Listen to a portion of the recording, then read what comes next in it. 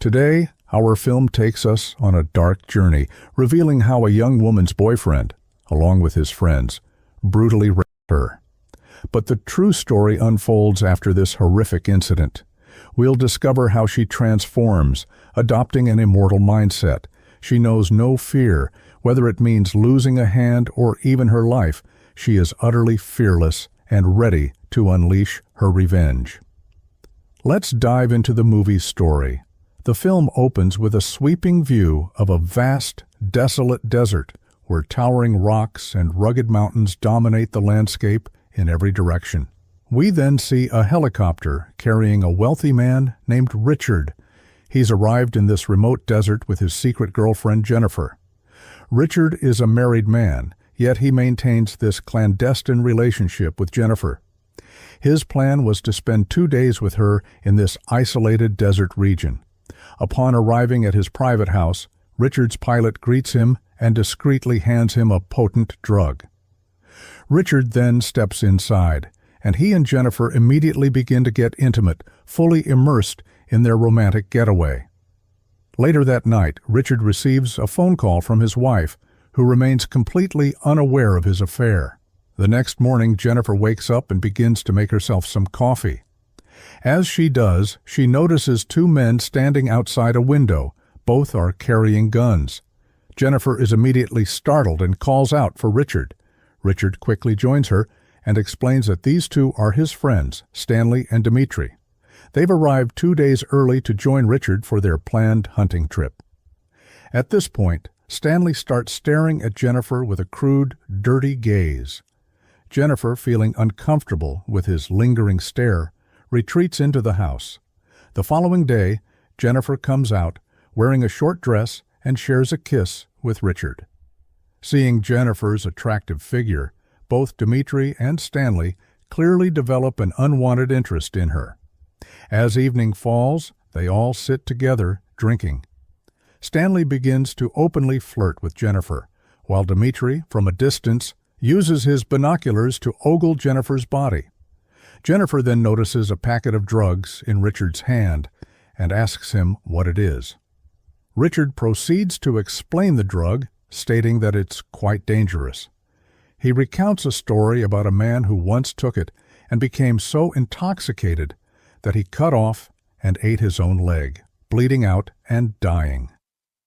After this explanation, Richard gives the drug to Jennifer. Jennifer discreetly hides the drug in her locket. Then Jennifer puts on some music and asks Richard to dance with her, but he declines. So she ends up dancing with Stanley instead. After dancing for a short while, they all decide to go to their rooms for the night. The next morning, when Jennifer wakes up, Richard is nowhere to be seen. Jennifer asks Stanley about Richard's whereabouts. Stanley tells her that Richard has gone out somewhere and will likely return by noon. He also mentions that Dimitri is quite intoxicated right now, so it's just the 2 of them alone in the house. As Stanley says this, he continues to stare at her with hungry, lustful eyes. Feeling uneasy, Jennifer gets up and goes inside the house. While Jennifer is changing her clothes, Stanley secretly watches her. Jennifer eventually notices him and becomes quite scared. Stanley then approaches Jennifer and boldly asks her what she thinks of him. Jennifer tells him directly, "You're not my type." But Stanley persists, claiming, "Last night you danced with me, so I thought maybe you liked me." Jennifer clarifies, "I just danced with you casually, and I don't like you." Hearing this, Stanley becomes enraged and starts forcing himself on her, touching her inappropriately. Just then, Dimitri walks in and witnesses Stanley assaulting Jennifer. Jennifer believes Dimitri will save her, but instead he simply closes the door without saying a word and leaves. Stanley then proceeds to brutally rape Jennifer, her piercing screams echoing loudly. Dimitri, meanwhile, callously ignores her cries and turns up the TV volume. Richard is then shown arriving back home to find Jennifer crying hysterically. Jennifer tells Richard everything, after which Richard confronts both Stanley and Dimitri, arguing with them and scolding them severely. A little while later, Richard approaches Jennifer and tries to calm her down, but Jennifer demands, Immediately call a helicopter. I need to leave here. Richard, however, tries to persuade Jennifer to stay, telling her to simply sleep it off. I've put a lot of money in your account. He then instructs her, whatever my friend did to you, just forget about it. Hearing this, Jennifer becomes furious with him and again demands that he immediately call a helicopter. Richard then tells Jennifer, you are so beautiful that no man would be able to stop himself after seeing you, and the same thing happened with my friend. He wouldn't have been able to control himself after seeing you. Hearing this, Jennifer gets incredibly angry and threatens to tell Richard's wife about their affair and everything that happened. Hearing this, Richard slaps her hard. After this, Jennifer desperately tries to run away. However, all three friends begin to chase her. Jennifer runs until she reaches a mountain cliff and stops. By then, the three men also catch up. Richard tells Jennifer not to run. Jennifer, still pleading, asks him to call the helicopter. Then Richard pulls out his phone and pretends to call for a helicopter. But he isn't actually making the call. He's just trying to deceive Jennifer. Jennifer, desperate, falls for Richard's trick. But then, without warning, Richard pushes her down from the mountaintop. Jennifer plunges downward, landing directly on a sharp-pointed piece of wood that pierces clean through her body. Seeing this, the three friends are convinced that Jennifer is now dead. Stanley asks Richard, "Why did you do this?" To which Richard replies, "If she had escaped from here, all three of us could have gone to jail, and that's why I had to kill her." He then tells his friends to simply forget about the entire incident. After this, the three friends return to the house and immediately begin burning all of Jennifer's belongings to erase all evidence of her presence there. On the other hand, we are shown that Jennifer is still alive. The next day, these three friends were planning to completely dispose of Jennifer's body, completely unaware that she was still alive. Meanwhile, when Jennifer regains consciousness, she finds herself horrifically impaled on a tree, with a piece of its branch sticking out through her body. Jennifer then painstakingly tries to pick up a lighter using her earphones. With the lighter, she sets fire to the base of that tree. As the tree branch burns away, Jennifer falls to the ground. Just then, Jennifer starts hearing the sound of cars approaching. To avoid them, Jennifer painfully crawls and hides behind a rock. When the three friends reach that spot, they are shocked to find that Jennifer's body is not there. Seeing this, the three friends are quite surprised and finally understand that Jennifer is still alive. After this, all three of them split up and begin searching for Jennifer. It gets quite late as they search for Jennifer. After a while, they spot traces of Jennifer's blood. The three friends follow that blood trail, which leads them to a river. Upon reaching the river, the three friends separate to continue their search for Jennifer. Meanwhile, Dmitri, while searching for Jennifer, stops at a secluded spot to relieve himself and places his gun nearby. But just then, Jennifer arrives. She picks up his gun and aims it at him. Jennifer is about to shoot him, but the gun is locked. David then snatches the gun back from Jennifer and starts trying to kill her by drowning her in the water. But during the struggle, David's own knife falls into Jennifer's hand. Jennifer then violently shoves that knife into him. David screams in agony, and because of this, he dies right there. Jennifer then pulls the knife out of his eye and keeps it with her. Later, Jennifer takes his gun, his ATV, and the rest of his gear, and leaves that location, eventually reaching a cave. Inside the cave, Jennifer first builds a fire.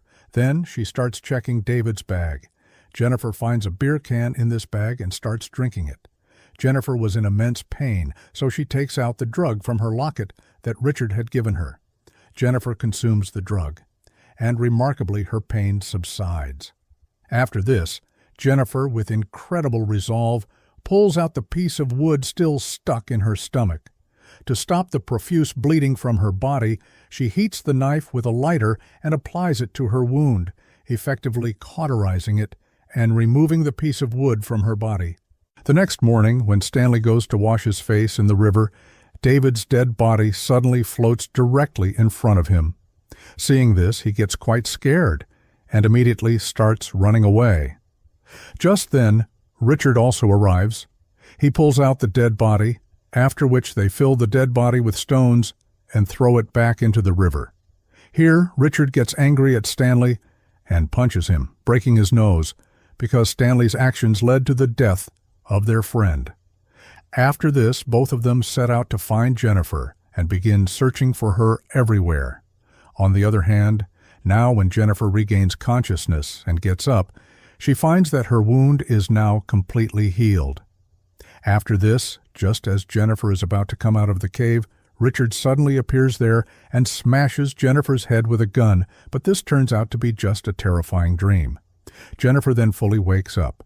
Just then, Jennifer starts seeing David's body, still experiencing hallucinations, because the effects of that drug had not completely worn off from Jennifer yet. But now Jennifer's eyes finally open, and she is fully out of the drug's influence. Now Jennifer picks up her gun and comes outside, scanning her surroundings with binoculars. Meanwhile, Richard and Stanley decide that they will go separately to find Jennifer. After this, Richard leaves the area, and Stanley takes out a mirror and starts looking at his face. However, due to the reflection from Stanley's mirror, Jennifer sees him from afar and understands that someone is there. When Jennifer reaches that location, she confirms that it was indeed Stanley. Just then, Stanley's car runs out of gas, and he gets out of the car to refuel it. Seizing the opportunity, Jennifer shoots him with her gun. But the bullet only hits his shoulder, causing Stanley to start running away from there. Just then, he realizes that his bloodstains are visible on the ground behind him.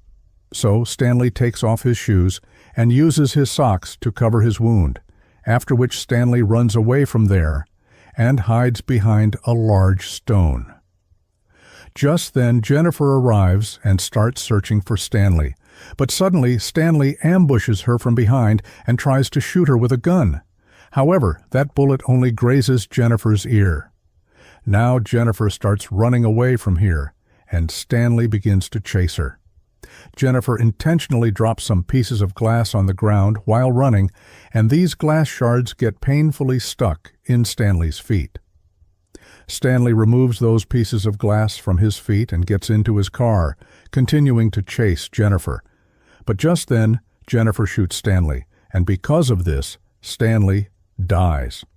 After this, Jennifer takes Stanley's car and leaves from there, heading directly for Richard's house. On the other hand, Richard also hasn't found Jennifer and waits for Stanley for a long time. But when Stanley doesn't return, Richard also goes back home. Upon arriving home, he calls his pilot and tells him to come there immediately. After this, Richard goes to the bathroom to take a bath. While Richard is bathing, he hears someone's voice from outside, so he picks up his gun and goes out to check.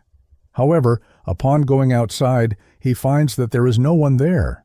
So he comes back inside his house and finds Jennifer standing outside, aiming a gun directly at him. He tries to talk to Jennifer, but Jennifer simply opens fire and a bullet hits Richard in the stomach. Richard tries to run away from there in his injured condition, and Jennifer relentlessly chases him. But just then, Richard manages to catch Jennifer and tries to strangle her. However, Jennifer, with incredible resolve, shoves her finger deep into his wound, and because of this, Richard releases Jennifer. After this, Jennifer picks up her gun and shoots Richard in the head, and because of this, Richard dies right there. And in this way, Jennifer's revenge was finally completed.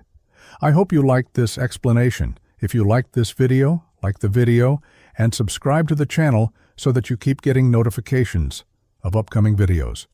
And tell us in the comments how you liked this film. We will meet in our next video with the explanation of another great film. Keep watching our channel.